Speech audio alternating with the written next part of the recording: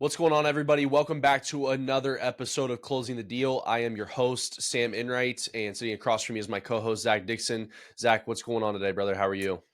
Not too bad. What's going on with you today? Not much, man. Just another Saturday. It's a little gloomy out. You had some rain yesterday, but can't complain. Business is good, and we're here chopping it up about real estate. So always happy to be doing that. Absolutely. Absolutely. And we're moving into the springtime. It's just weather's getting a little bit better, seeing the sun a little bit more. It's all in all on the up and up for sure. Yeah, no doubt. It's definitely been a little crazy. I've been on the weather app, like looking at like the actual differences from year over year, because it's just like, how are we in April and we're already like seeing like almost 80-degree days? It doesn't make sense.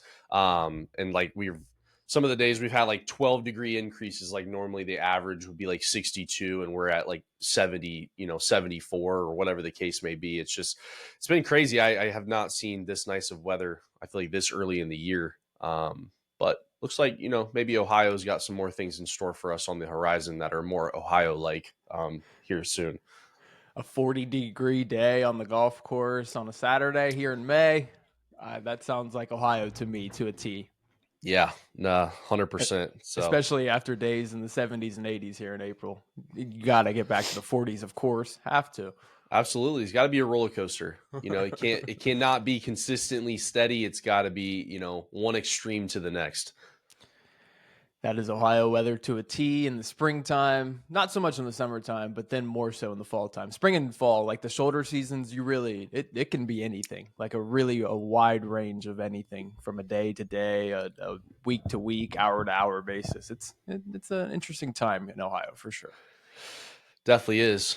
Definitely is. But summers are nice. They're very consistent. You get those beautiful 70s, 80s, great pool days, great golf days. So can't complain too much. But yeah, just got to get through kind of that first, you know, we just take it as it comes. Some days are better than others, but it's definitely been nice. I mean, seeing the sun. I mean, I've even gotten some sun. I'm sure you guys can tell.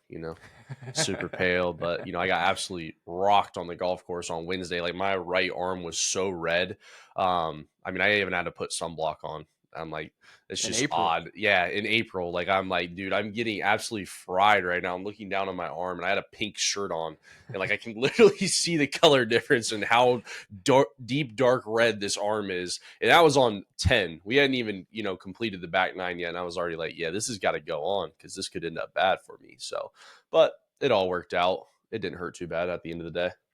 And honestly, that first like sunburn or that first day of feeling like your body got some sun, like the tiredness you feel after it, like it really just it makes you feel good all in all. Like Oh yeah. it's a really good feeling. Yeah. I feel like because we're golfers, like our bodies are more accustomed. Like I'm more accustomed to like getting sunburn on my arms, my legs, like that sort of thing. But like if you go on vacation, like that's where I get real dangerous because like shoulders, back, stomach, like areas on me that would not normally get sun. Like if I get burnt, that's when I'm in like some real pain. Like the arms don't, they just get one burn to start the year and then they're usually fine just because they're so used to sun all the time because we golf as much as we can. So but yeah, those other parts of the body, those will rock you 100%. You're not a big lay at the beach all day long type of guy, are you? I mean, I would if I could. I mean, if I had the skin complexion to lay there all day, but yeah, depending on how hot it is, give me about hour and a half, and we got to go. But Get you an umbrella up there. Get yeah, you make you well, be able to that don't save you either. I mean, we yeah, went to have this Jamaica as two as the years sun ago. It moves. reflects off the water, reflects off the sand. I was sat under an umbrella for about an hour, no sunblock, and I was cooked. Absolutely cooked. Was in the shade the whole time we were down there and came back and I was fried. Probably down for the count for some days too. Yeah, I mean that night was very, very uncomfortable. We had dinner and we're like, yeah, everybody's out, going to the shows that night or whatever. Jordan and I were like, yeah, we got to go back to the room, but I'm in just pain. It's time to go to bed. Know all about that. It can definitely be a vacation ruiner for sure. Yep, got to be careful. So So, what do we got on tap today for our episode? What are we talking about with the listeners? today we are talking about the emotional side of homeownership. the stress versus satisfaction of it all. We've talked about it several times on this podcast, just how big of a purchase this is. It's usually going to be one of the largest that most people make in their lifetime. And, you guys know, even on small purchases, sometimes there's a lot of emotions that go on. Some people, I guess, maybe not. You just, go buy the thing you want and you don't think twice about it. But for other people, there's thought processes that go into it. And so, obviously this is magnified just due to the size of the purchase and the responsibility that comes along with that.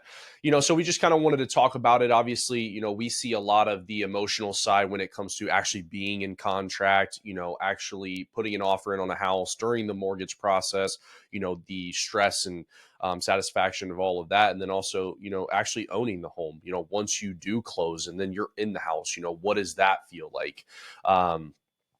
The stresses and satisfactions of that, because obviously now, you are responsible for more than, you likely have been in the past. And so that can be a big adjustment for people, and just, kind of talking about, expectations and those sort of things that come along with that.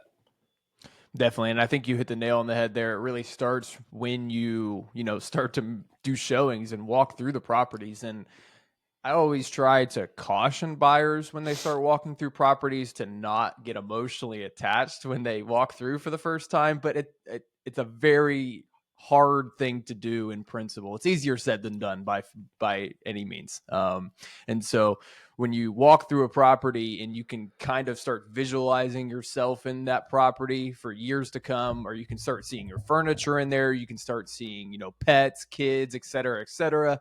Like it's very, very easily it's very easy to start getting emotionally attached to properties when you start walking through, and even if you're on your guard and trying not to do so. And so, like you mentioned, it really starts when you're making the offer, and it just obviously intensifies as we've talked about before throughout the process. There's just a lot of moving parts. There's going to be a lot of communication that happens between all parties. And so just a lot of different range of emotions between stress, satisfaction, anxiety, et cetera, et cetera. There's just a lot of different emotions that go into it, and just kind of want to touch on those at different steps of the process as well. Yeah. Yeah, absolutely. And I guess, the best place to kick us off is just kind of, the excitement of owning a home, because ultimately that's what drives people to even start the process of looking, start the process of applying for mortgages, is this, this goal, or this, excitement for having this thing. And so, you know, why is homeownership such a dream for most people? What are your thoughts on that ultimately? Why do you think homeownership is seen as such a huge milestone for people? Well, I mean, ultimately, we've talked about it a lot of times on our podcast and content. I think that our generation and probably the generations prior to us, it's been sold as the American dream, all in all, and it really is the American dream of homeownership. To be able to own your own home and have that stability, have that pride that you put into your home. All of those things are still ringing true here in 2025, and so it's just like just to be able to again picture yourself in that home, in that property, making it yours on the interior and exterior, the motions and feelings that are going to go with that.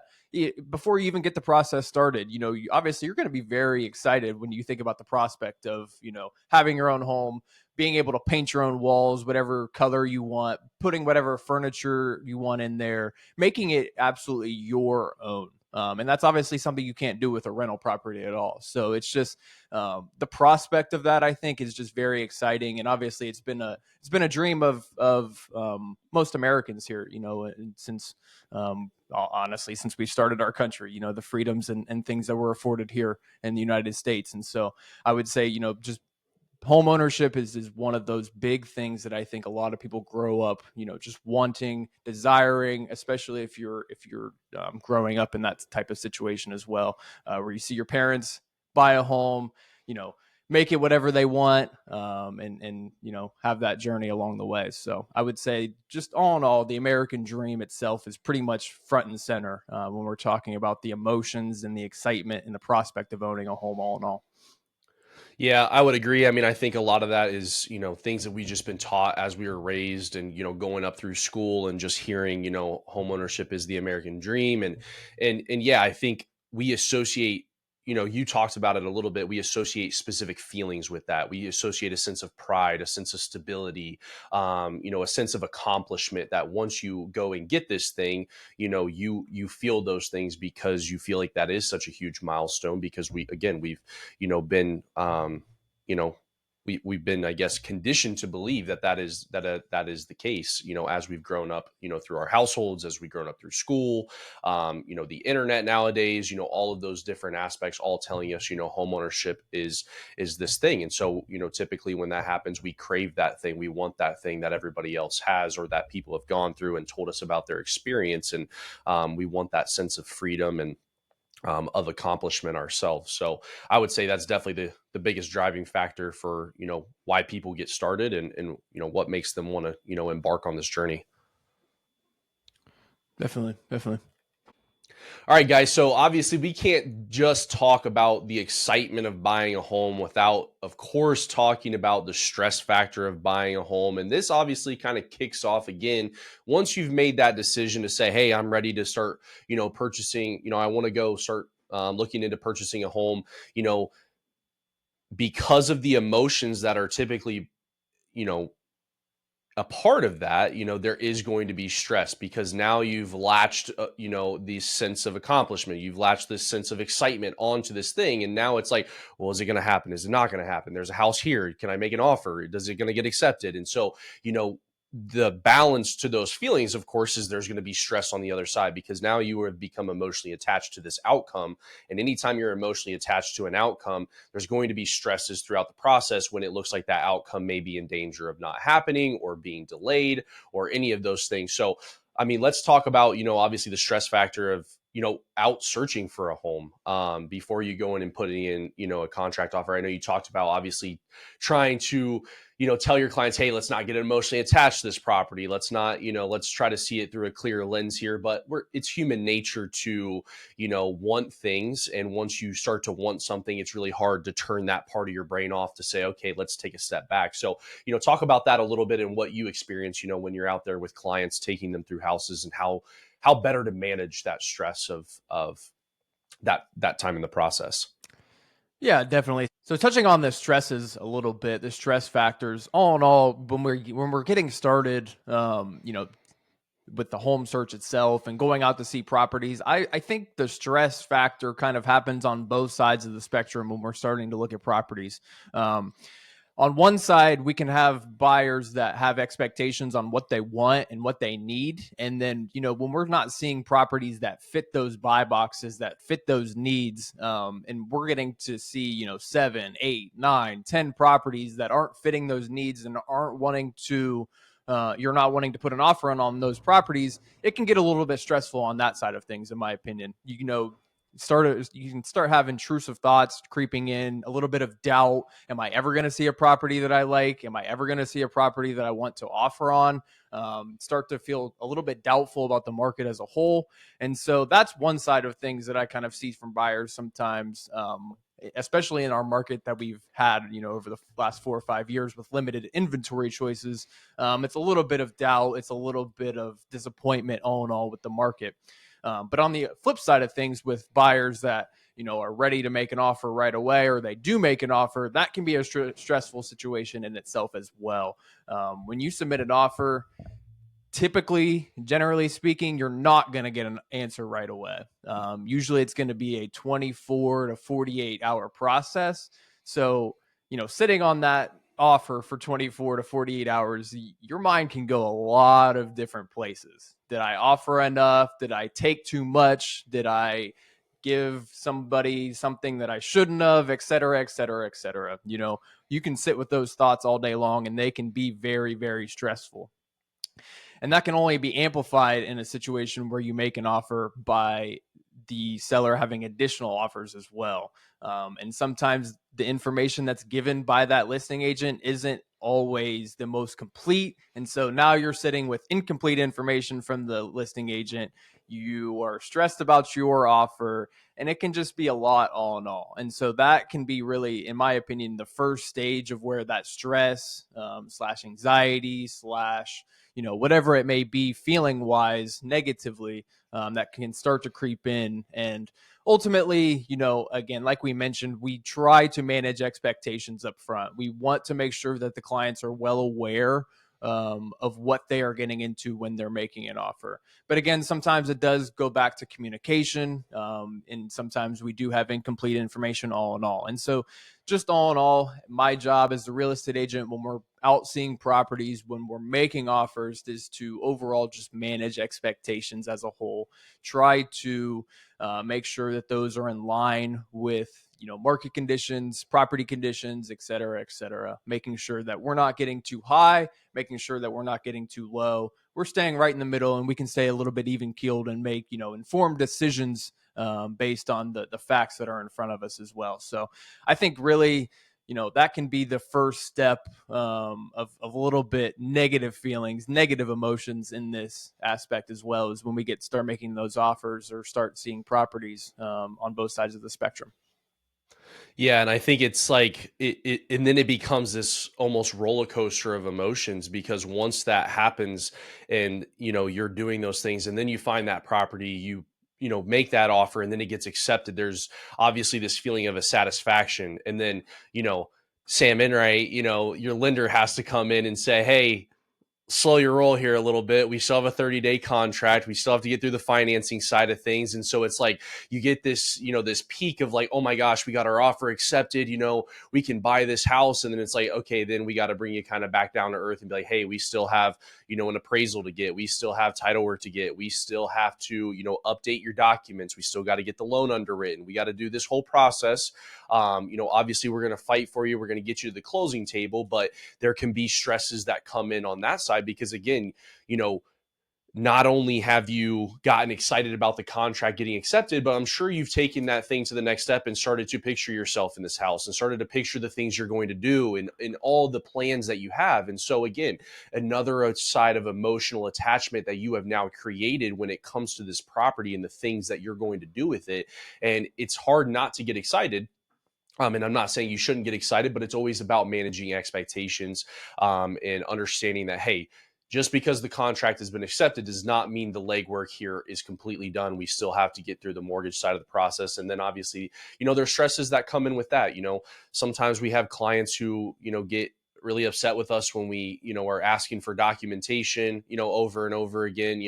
Ultimately that's never a fun side of our business to do, but it's something that's required in order for us to get the loan. So it's just different things like that. So that's another side of the stresses that start to come in is realizing, hey, it's awesome, excitement, we got the offer accepted, but hey, we still got a little bit of work to do before we get to that closing table and you guys sign the papers that'll make this your house. So that's kind of the lending side of things. So it's definitely just, I feel like goes up and down throughout the process until truly you get to that closing table. Then there's going to be satisfaction. But I know we're going to talk about maybe some stresses that come after the closing table and after that initial, "Oh my gosh, we own a home." Now it's like, "Oh my gosh, we own a home. Like I have a mortgage payment that I got to make in a month and a half. I got this, you got and all that." So I guess kind of like, let's talk about some other common stressors that often occur post closing, and now that it's finally sunk in that, hey, I own this home, what are some things that, we've seen? Definitely. Just going backwards real quick. The roller coaster does happen regardless too. If you, the lender, aren't bringing the buyer back down after the euphoria of the contract being accepted, the seller is going to bring the buyer back down by not accepting their offer. And so the roller coaster happens regardless. All in all, you're gonna have those situations where you have to, you know, kind of keep your emotions in check, one way or another, no matter what happens. Yes or no from the seller, yes or no from the lender, whatever it may be. All in all, you're going to have to just, again, keep those emotions in check throughout the entire process. But touching on a little bit of the things after you close, obviously that mortgage payment does creep up on you. Just speaking from firsthand experience. We're already, me personally, I'm already at my first mortgage payment, which is crazy. We closed about a month and a half ago, and here in about 5 days or so, I'm going to have that first mortgage payment due. So it does creep up on you very, very quickly. And you got to be ready for that as well. And then, like you mentioned as well, unexpected repairs are always going to be something that you got to have in the back of your mind as well. Again, it really just depends on how you wrote your contract. If you have a 1 year home warranty in there, that won't be as much of a stress for you. Obviously, you have that little buffer zone of 1 year on any unexpected repairs, on large ticket items, things like that. But again, you are the homeowner. You are solely responsible for these things, and they can pop up at any time.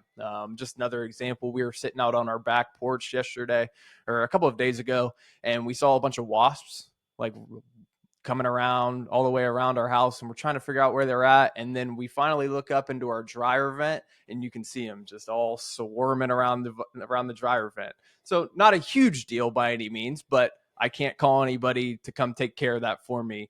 Or, I mean, I can call a vendor to come take care of it for me, but I'm going to be on the hook financially, to get that taken care of. And so I don't have a landlord to put a maintenance request in and get that taken care of. So again, you just have to be prepared. And it goes back to managing expectations all in all. We probably sound like a broken record, to be honest, at this point. But again, managing your expectations of knowing that you're a homeowner, knowing that small things, big things, medium things are always going to pop up as a homeowner. That's just a foregone conclusion, a very large fact in the matter. So you just have to be prepared and be able to manage those expectations when you go into this situation as a whole. Yeah. I mean, we may sound like a broken record, but I think it's probably one of the most important things that we talk about because I mean, I can speak from my own personal experience just in life in general. I think we all know, in just life, it's very hard when you have not managed your expectations and something doesn't go your way. It's very hard to recenter yourself almost back to there. It's you want to go to one side of it or the other. If something really negative happens, you want to go really negative, you know what I mean? And it's really hard to recenter yourself and just be like, hey, ultimately this is not the end of the world. Let's take a second here, let's get regrouped and keep moving forward. So yeah, it's just a huge thing because we have had clients and we have worked with people, and I mean, even I've been guilty of it myself, of just getting too high on expectations for certain loans and those sort of things, and you just never know what can come up because there's just a lot of moving pieces always. So just something to be mindful of. But yeah, the only other thing, I mean, I would talk about just the stressors is, the feeling of being house poor. This is something that we talk with our clients about, in the pre-approval stage, because it really is that important. Just because you can afford something on paper doesn't necessarily mean that you can afford it, in real life. We operate in the mortgage business off of gross income. That's pre-tax money. So only you truly know what your financial situation looks like on the outside. We don't look at what your insurance payments are, any sort of utility bills, anything like that. We're only going to look at what's on your credit. And so, again, you have the clearer picture. And that's why it's really important to communicate with your lender and say, hey, here is my budget. This is what I'm willing to spend each month on a mortgage. I don't want to spend more than that. And when you come up with that number, make sure that nobody wants to be house poor. Nobody wants to make just enough money to make their mortgage payment every month and pay their bills and have nothing. They can't go on vacations, they can't go out to dinners, they can't do anything. Nobody wants that feeling. And so it's really important in the beginning, before you start looking for houses, to establish what that baseline is going to be, and again, not allowing yourself to get too far outside of that zone because you've made an emotional connection with the home that's maybe a little bit more expensive than you want. And now you're like, oh my gosh, we can do it. I swear we can do it. And then you go do it in 2 months, 3 months down the road of owning that home. And now all of a sudden you're like, dude, we barely have any money for anything else. And it's like, was that emotional, connection, was it worth it at the end of the day? You know what I mean? So, that's another thing that can add a stress to your life. So, really sit down, establish a budget, and, make sure that that's something you're comfortable with before you go out. Because obviously once you own that home, once you're making that mortgage payment, there's not really any turning back at that point. I mean, I guess you could sell the house, but, that's just you're likely walking away with an L at that point. So it's better off just, making sure that you don't put yourself in that situation. Couldn't agree more. Couldn't agree more. That is great info for sure because I've seen it happen. It does happen. Not even just on the buy side, but people renting too. They'll get into a situation where they're renting a house or an apartment that they really, really got emotionally attached to, and they can't afford that rent payment. And it's just like house poor is never a good feeling, all in all. You want to make sure that you have a roof over your head, number one. Obviously, that's first and foremost, but obviously you need to make sure it's within your budget as well, and aren't just listening to what's pulling on your emotional heartstrings, because those can be very, very loud voices sometimes. Oh man, they can be the loudest. Let's just be honest. It's tough sometimes. It really is. So So moving on, the this is one that I really, really wanted to touch on, all in all, and it's really the satisfaction versus stress versus regret, all in all, in the situation or in the home buying process. I've seen this firsthand from clients in my time as a real estate licensee. Again, I've probably touched on it a few times in previous episodes as well, but I've had a couple of clients to where we've seen, you know, 10, 20, 30 properties, and we've put in 10 offers or so, and we have been outbid every single time. And so as a buyer, you can imagine that stress and that emotional just disappointment that you feel every single time you get a text from your agent saying that you got outbid again. You got outbid again. You got outbid again. Yeah, same message. You got outbid again. And so it's just, you can imagine what that buyer can feel like. And honestly, it's not the best feeling for me either. I hate delivering those messages, especially when I have to do it 5, 6, 7 times in a row to the same client. And so we get the most satisfaction, I think, when we face the most trials and tribulations. And so all of these things happen for a reason, in my opinion. You're getting turned down, you're getting rejected, another offer is getting accepted for a reason. This is happening for a reason, in my opinion, always. And so when you get to that closing table, or when you get to that, phone call that you get from the listing agent that says, now we did accept your offer, the satisfaction that you're going to have from that is truly through the roof, because you stuck your nose to the grind, you kept going through all of the adversity and all of the stresses that you had. You could have gave up at any point in that situation, you could have just chalked it, you could have moved on. But again, the satisfaction that you're going to get when you get through tough times is going to be 110% larger than what you feel without having to go through any obstacles, any, trials and tribulations. So I think the stress sometimes is worth it, in my opinion, to go through difficult situations and come out on the other side stronger because of it. It's more than worth it, in my opinion. And that just obviously doesn't apply to just home searches, home processes, things like that. But that's all in all in life, in my opinion. Facing tough times and coming out of the other side a little bit stronger because of it is always going to be a win for you as a person, in my opinion. So yeah, I mean, there is no life without, struggle and, triumph coexisting with each other. I think we all know we're of age now at this point to really truly understand that, that is just part of life. There's going to be ups, there's going to be downs, no matter what it is that you're going through. And if you're experiencing all ups, I would, strongly urge caution, because at some point life is going to hit back and say, okay, well, here's some downs for you, because nobody gets to, go through life without feeling both, or without having both. So I mean, I would agree. I mean, the satisfaction, obviously, when you guys go in a contract, I mean, is almost the same as the satisfaction of when you get to the closing table, when the contract's complete, when you've gotten through the mortgage process. And we've had clients that sometimes the transaction's a breeze, sometimes they barely lift a finger and it's done. I mean, I know, for instance, we had one client that we worked with together. I mean, she's honestly a great kind of talk about all of this, because I feel like, she weathered the storm. I mean, she was looking for a year and a half. And then she finally found exactly what she wanted. And so it's like, I'm sure she probably could have gave in at some point and just taken less than what it was that she was looking for, but she didn't. She was understanding of, hey, this may take longer than I want it to, but I want this specific thing. And so until I get that, I'm not going to settle for less, because obviously what's that open the door for? That opens the door for regret. If you've become so emotionally attached to this has to happen now on this timeline, and now you're saying I'm going to accept less than what my standard previously was, in order to get that, what does that look like 3 to 6 months down the road? Do you look back and say, well, that was dumb. Why did I compromise on my standard so I could get this, in this time period?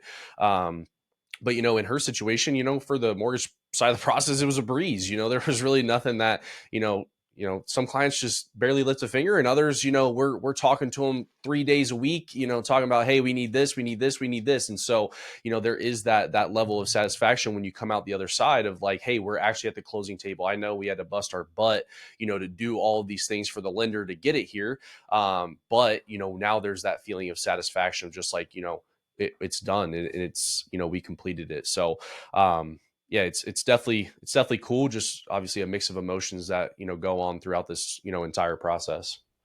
Definitely. And it just goes back to, again, managing expectations. If she had gone into the process with those expectations of it has to be done by X day, or this property has to be X, Y, Z, bedrooms, bathrooms, whatever it may be, you don't, if you have those expectations, it severely limits you and what you're able to accomplish, in my opinion, if you don't have the right expectations all in all. So it's just Yeah. sound like a broken record. We're going to keep saying it. I mean, ultimately, I think it's what expectation, because there's different sides of it. It's what are you willing to accept and what are you not, and it's like, okay, if the expectation is that I have to have, I want a fully newly renovated house. Well, then you can't also have the expectation that you have to buy a house in the next 60 days, because those two don't coexist with each other. But if it's I just need a house because I'm being evicted and I want to buy something and own it myself, I don't really have too many stipulations on what it looks like. I'll do the work, I'll fix it up. Then in that instance, maybe the expectation to have something in 60 days is a little bit more warranted, because you don't have as many, boxes that have to be checked. It's just, hey, I need to find something that, and I'm not scared to do the work on it. But, it's what coexists with each other. You can't have two things, that don't coexist and expect that on the same timeline. You can't get something that's completely brand new and expect that there's not going to be bidding wars on every single one of those houses when it comes time to put an offer in. That's just not reality. Because I'm sure there's 50, 100 other people in the area that all want brand new houses that look great. Like, who's going to say no to that? You know what I mean? So the competition is going to be far more fierce than somebody who's like, yeah, just give me a fixer upper. I'll take care of it over time. I'm not really pressed about it. You know what I mean? Just want something I can live in. And, those people are, going to be able to operate probably on a faster timeline than you. So, Agreed. Agreed. Another one thing that I really wanted to touch on was just regret. All in all, you touched on it a little bit too, of 3 to 6 months down the road after kind of maybe settling per se. Um, it's easy to find out what you missed out on too. It's very, very easily. All you got to do is hop on, whatever home search site that you're using and look at the properties that are on the market 3 to 6 months after you bought your house, and you could probably likely find a property that you like better than your own home at that point. And so it's just like it's very, very easily done. All in all, regret it can be a very large emotion after the fact as well. And so just making sure that you're sticking to your buy boxes that you lay out to begin with, and then after that, you should be able to, feel accepting of the property that you decide on if you stick with those expectations and you stick with the things that you want with to begin with. So yeah, it feels like this episode is like really just a strong parallel to just life in general, when it comes to those sort of things, because like just how you talked about like 3 to 6 months down the road. I mean, I'm sure all of us know what it feels like to, let's say go to the gym for, 2 months in a row. You're not seeing the results, you're not seeing the progress. And then you're just like, well, I'm just going to stop going altogether. And then 6 months down the road come by and you're like, dude, if I would have stuck with it, now I would be at 8 months now. And where would I be? And it's anything, not just the gym, but, let's say you wanted to start a new career path or you wanted to do something different. And it's like, we as people oftentimes so easily give up on these things. We toss them to the side because they haven't produced the result that we wanted them in the timeline that we expected them to. And it's like time goes by so fast. Like we're all like starting to really realize that. You don't realize it when you're younger, but now that we've been out of high school, I mean, this is our 10-year, we're coming up on our 10-year anniversary of graduating high school, actually literally in a month. And it's just like time doesn't slow down. We're already in May of 2025. It's just crazy. And it's like, is it really worth it to toss all that to the side? You know what I mean? Because you think that you're getting time back, but the next thing you know, you're going to blink and it's going to be 6 months down the road and you're going to look back and be like, dude, this time's gone by so fast. If I just would have stuck with it, where would I be now? And that's just not the type of stuff that you want in life. You don't want to be asking yourselves, where would I be? What would have happened? The what if question obviously leaves the room open for a lot of regret in life if you're always asking that. So, definitely don't compromise on what it is that you want in anything, but specifically in the home process. Stick with it and keep, like Zach said, keep those buy boxes in mind, and whatever it is, don't settle your standard just because it hasn't happened when you thought it might happen.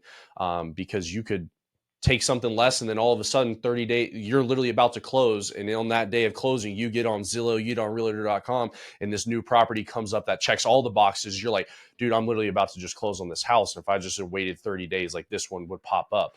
You know what I mean? So it's just stuff like that, and life has a funny way of throwing those things directly at you when you do decide to compromise and take that shortcut. They have a way of like almost slapping you in the face a little bit, like, haha, if you had just waited, you could have gotten this. So I couldn't agree more. I couldn't agree more. It's like you said, it's applicable to all aspects of life. I think we even saw it this week in our professional lives, you and I, in my opinion. So yeah.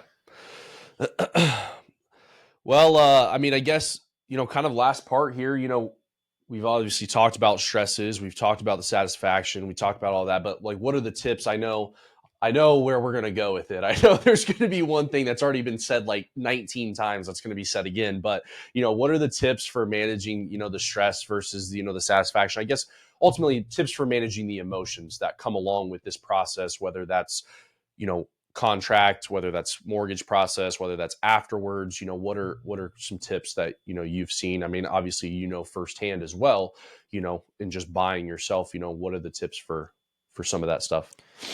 well, number one, like we've talked about so many times, the pre-approval process is key to get your budget started. And on the financial things, you gotta make sure that happens first and foremost before you're even going out and looking at properties. You need to make sure that you are well within your budget. That's just first and foremost and absolute. Because again, it'll just go back to the conversation that we had earlier about being house poor. That's just never a good feeling if kind of get away from the budget that you set to begin with. If you start looking at higher price properties because you're not sticking to your buy boxes, those are the things that will get you into financial stress, regret, et cetera, et cetera. And so that's going to be the first step, in my opinion, is making sure that you are obviously setting your expectations, but making sure that you're sticking to them as well. And that goes for your budget, that goes for your buy boxes, that goes for all of the things that happen in the in contract process, making sure that you are paying attention to all of those things. And so all in all, just making sure that you are sticking to the things that you lay out. I think the best way to do that, in my opinion, and it doesn't just go for the home buying process, but if you have goals, write them out. Physically write them down and put them in a place that you're going to see them every single day. If you see them every single day, you are more likely to accomplish those goals or to stick to those, guidelines that you set for yourself. And so, just reminding yourself every single day of the expectations of the guidelines that you set for yourself is going to set you up when you get into a situation that gets a little bit tough to manage those expectations or emotions. If you walk into a property that you absolutely love, you're ready to make an offer. If you go home real quick and look at your guidelines that you laid out for yourself, you're going to get yourself back onto a better track, in my opinion. So the biggest thing that I can suggest is write those expectations / guidelines out and review them, periodically, somewhat often. Just make sure that you're seeing them frequently. They're top of mind in your head and you are sticking to them. Yeah. Yeah. I mean, I think you hit the nail on the head. I mean, that's I mean, that's the best way to manage, really at all. And that's something I've actually implemented in my own life is writing out my goals, writing out the things that I want from my life. And I almost, consider it, the standards you set for yourself and not letting yourself go below that. And then, my biggest thing for, managing stress in life, this is something I've experienced myself personally, which is just, financial side of things. The highs are never as good as you think they are, and the lows are never as bad as you think they are. I've this is a tough business, to be in.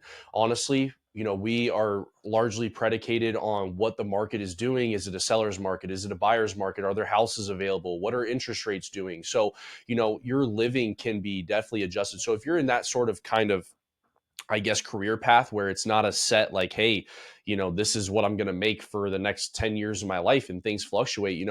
I have had to learn the hard way of not taking on too much when things are really good. Because I think that that's just going to sustain itself for such a long period of time, because that's just not how the world works, unfortunately. So, I've had to have some, real hard conversations with myself about, overextending when, I have made good money, and I've had to, talk myself off the ledge a couple of times when I'm not making good money, that, hey, this is not going to last forever. This is not permanent. Continue to do what you've been doing. And so I guess, one tip I could give you guys when buying a home or just anything that comes to do with, that sort of finances is don't bite off more than you can chew just because of where you're at currently. Stick to those standards, stick to those guidelines you've set forth for yourself, and don't really compromise on them. I know Zach's really great about that stuff. Honestly, it's one of the things I admire about him, one of those guys that can just, stick to the plan when it comes to that sort of thing. So definitely have learned a lot from him in that regard. But yeah, that would be my, suggestion is just, hey, don't bite off more than you can chew ultimately. Because that's a quick way to lead to a lot of stress in your life. And it's easy to do too when we get into the emotional just attachment. When we walk into a property, we say, oh, we can probably afford that. We can extend our Yeah. budget a little bit higher. Like, it's just very, very easily to do. It's very easy to do when you start getting emotionally attached to things. And that's not just houses, that's cars, that's whatever you want to buy in life. If you start getting emotionally attached to it, you're going to somehow convince yourself that even if it's outside your budget, you can afford it. So Oh yeah. The brain works in funny ways, man. I mean, it's a powerful tool when emotions start getting involved and you make, decisions based on emotions. There's no telling what you could do. I think we've all made emotional decisions and come back later and be like, I don't know what I was thinking there, once you remove yourself from it a little bit. But, part of life, got to manage that as well. So, for sure, for sure. Well, guys, I think that is all that we have for this episode and the emotional side of homeownership. All in all, Sam, is there anything else that you wanted to touch on that we haven't yet in this episode? no, I think we covered it all. I mean, we harped on, the things that, we're true believers in. And obviously that's, managing expectations and just, going in with, trying to remain as even keel, as you can on your emotions, and, making smart decisions for your future. Um, there's just, it's like anything in life, there's just a lot of things that go into it. So, you know, have those conversations in the beginning, because that's how you avoid, I think, the most stress and the most regret down the road is making sure that you've set forth a good plan. So I think we've covered it all for them. No doubt, no doubt. Preparation is going to be the biggest key in anything you do in life. I can't remember the exact book. I think it was The Art of War. But the battle is won before a shot is even fired, and so it's just preparation. You're not going to win anything unless you prepare correctly, and so that applies to all situations in life, in my opinion. I agree. I think we might have turned into motivational speakers on this episode a little I like the vibe for bit. sure. I like No, it. yeah, it's been good. So I mean, hopefully you guys have enjoyed it. It's been you know, obviously, really fun for us. So that's something I'm very passionate about and like to read books about. So I'm glad to share a little bit of what goes on through my brain. Absolutely. Absolutely. Well, guys, we appreciate you tuning in. Hopefully, you guys found some value in this episode. Again, really fun one for us. Really enjoyed making this one. So, hopefully, you guys found some value. And again, if you could follow, like, subscribe, and share on all of our platforms. Any of the platforms, it would be greatly, greatly appreciated. We really appreciate all of the support that we've had so far.